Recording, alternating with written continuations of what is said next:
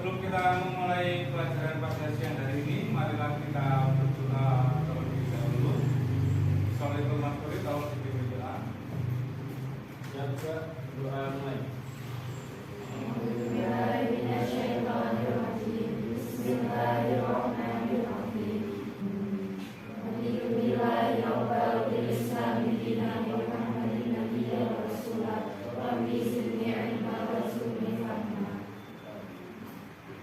Selamat siang, assalamualaikum warahmatullahi wabarakatuh. Waalaikumsalam warahmatullahi wabarakatuh. Bagaimana kabar kalian hari ini? Alhamdulillah. Alhamdulillah, sehat semua ya. Semoga keselamatan, keberkahan, dan kesehatan senantiasa dilimpahkan Allah Subhanahu wa Ta'ala kepada kita. Sebelum kita memulai pelajaran, saya akan memeriksa kehadiran dulu. Adakah di antara kalian yang tidak hadir pada pembelajaran siang hari ini? Tidak ada. Nihil ya. Nah, silakan kalian menyiapkan perlengkapan belajar kalian, ballpoint, pensil, tulis, buku pelajaran. Sebelum kita akan memulai kegiatan, silakan dipersiapkan terlebih dahulu.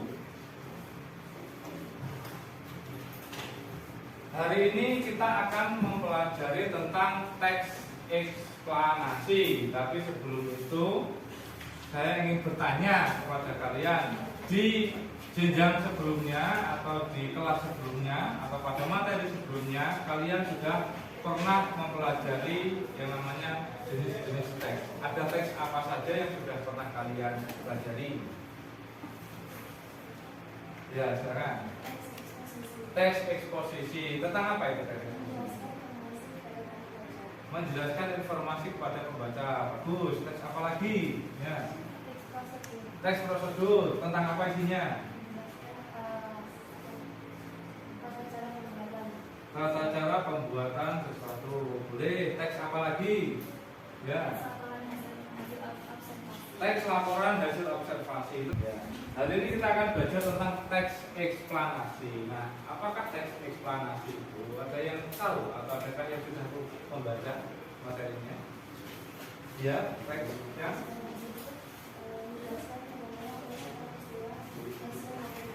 Menjelaskan tentang fenomena-fenomena alam maupun fenomena-fenomena sosial.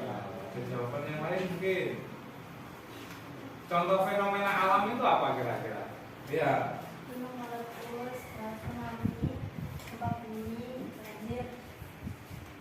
Gunung meletus, tsunami, banjir, gempa bumi, tanah longsor. Ya, betul, itu contoh fenomena alam. Kalau contoh fenomena sosial, ya silakan. Betul. Kenakalan remaja, terus Tragedi Kanjuruhan. tragedi Kanjuruhan yang sebelumnya sempat viral juga ke negara-negara lain itu ya. Terus apa lagi? Jadi itulah contoh-contoh fenomena alam dan fenomena sosial yang akan kita pelajari dari teks eksplanasi. Lalu kira-kira manfaatnya apa sih kita mempelajari tentang teks eksplanasi yang berhubungan dengan fenomena alam dan fenomena sosial itu? Iya, manfaatnya apa sih? Mengetahui proses terjadinya suatu peristiwa. Boleh, betul. Ada lagi. Selain itu, peristiwa apa? Sosial dan alam. Kemudian dengan mempelajari teks eksplanasi, kita akan mampu memberikan informasi kepada orang lain, kepada masyarakat mengenai fenomena-fenomena gejala-gejala alam, sehingga orang lain atau masyarakat bisa mengetahui runtutan peristiwa atau proses terjadinya fenomena-fenomena tersebut. Manfaat yang lainnya yaitu kita bisa membuat atau menulis teks eksplanasi secara bagus sesuai dengan kaidah kebahasaan yang disempurnakan.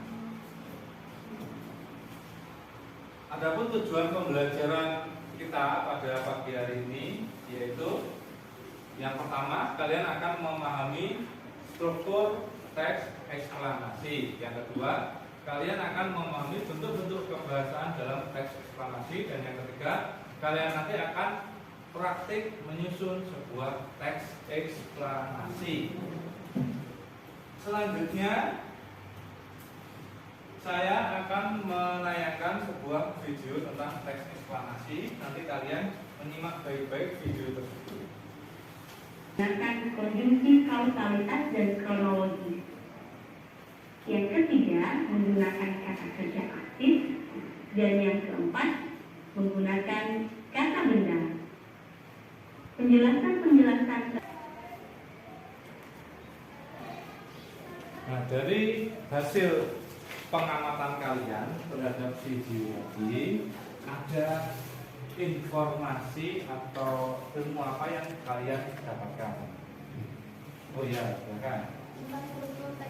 Tentang struktur teks eksplanasi itu ada berapa unsurnya? Apa saja? Pernyataan umum, Satu, penjelas, ya. Pernyataan umum, deretan penjelas dan bentuk. Ya, betul. Bagian pernyataan umum berisi apa? Ya, silakan. Pak. Pernyataan umum berisi tentang gambaran umum suatu peristiwa atau kejadian. Dan penjelas menjelaskan tentang pernyataan umum yang sudah terjadi tadi lebih dijelaskan secara detail, di mana ada kronologi, terus ada sebab akibat dan pertanyaan bagaimana dan mengapa. Kesimpulan berisi tentang kesimpulan tentang komentar atau penilaian tentang konsekuensi atas kejadian yang telah dipaparkan sebelumnya. Berisi kesimpulan tentang pernyataan umum dan deretan penjelasan tadi. Iya, betul sekali. Ada pendapat lain tadi? Kalau mau menyampaikan silakan. Sama? Iya. Jadi secara umum struktur teks eksplanasi ada 3 bagian, yaitu pernyataan umum, kemudian deretan penjelas, dan yang terakhir bagian kesimpulan. Sekarang saya ingin kalian untuk membentuk kelompok ya. Jadi kelompoknya kemudiannya 3 saja yang 1 4 ini sudah bisa. Ini satu kelompok 1, kemudian ini kelompok 2, kelompok 3 dan kelompok 4. Masing-masing diingat dengan kelompoknya.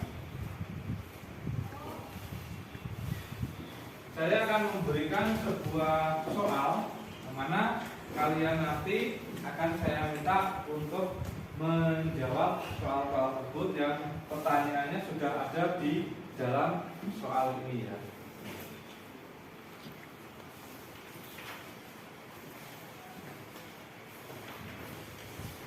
Kerjakanlah secara berkelompok dengan teman kelompoknya.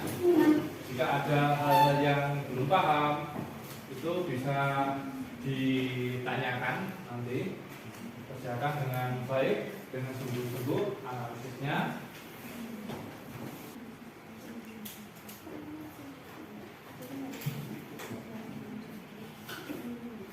Satu sultan.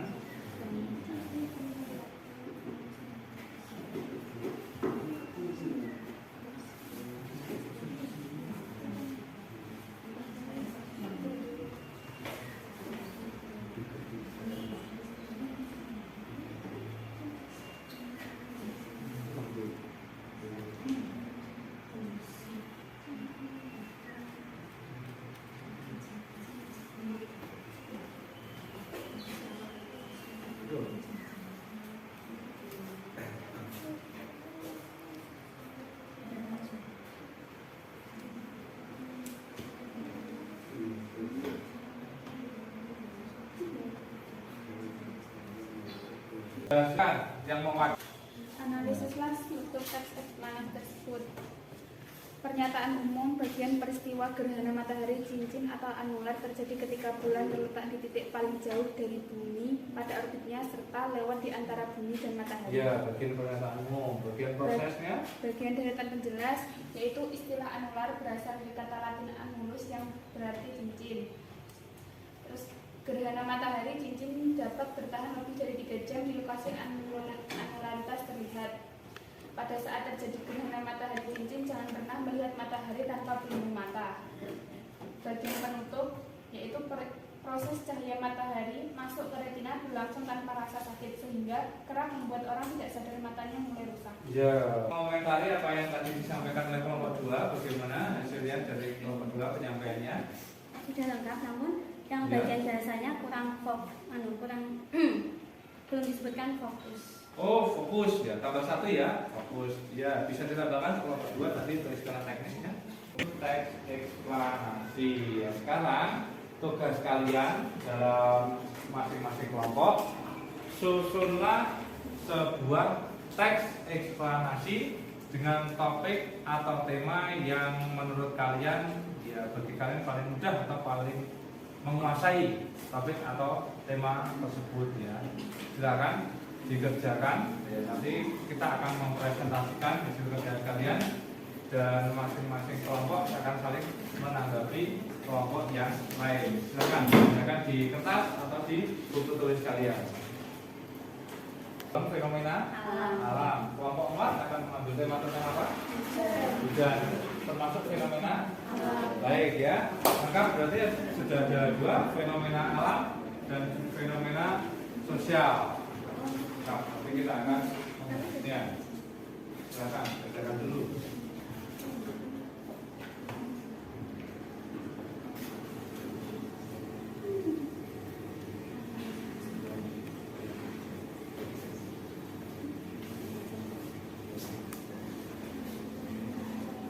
Disusun dulu kerangka penulisannya berupa ide pokok dari ide pokok tersebut. Ya, kelompok berapa yang sudah selesai? Kelompok 3 sudah? Sudah, ya. Silakan kelompok 3 tampil ke depan untuk mempresentasikan hasil karyanya mengenai teks eksplanasi yang mewakili ya Romadhoni. Silakan. Nanti kelompok yang lain menyimak dan menanggapi ya. Silakan.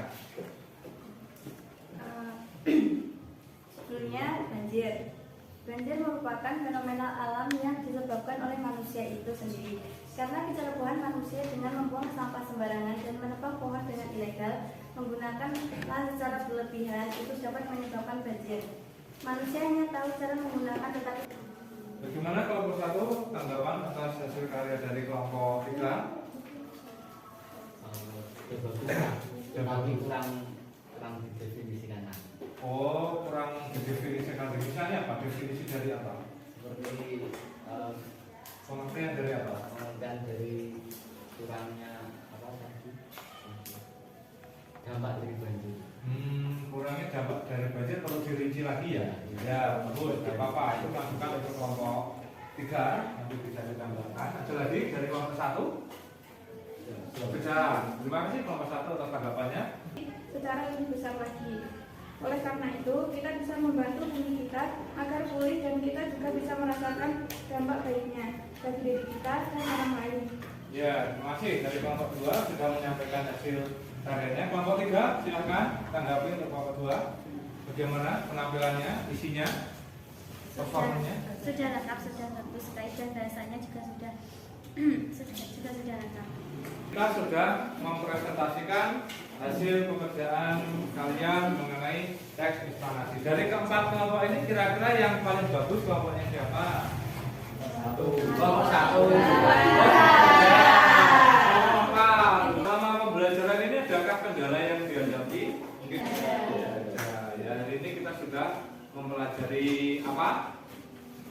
Teks eksplanasi. Ada berapa bagian dalam teks eksplanasi? 3. Ya. Apa saja bagiannya?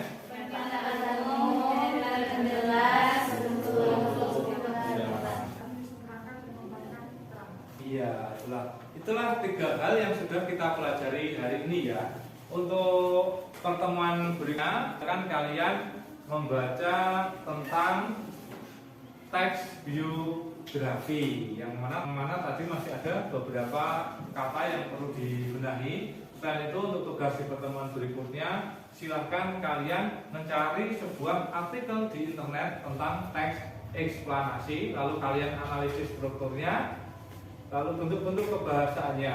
Selain itu juga kalian harus menyunting teks tersebut sehingga menjadi sebuah teks eksplanasi yang bagus. Adakah pertanyaan sampai sini? Tutup pelajaran pada siang hari ini. Solihul, tolong dipimpin doa. Subhanallahumma bihamdika asyhadu an la ilaha illa anta astaghfiruka wa atubu ilaik. Kita tutup dengan kata wassalamualaikum warahmatullahi wabarakatuh. Waalaikumsalam.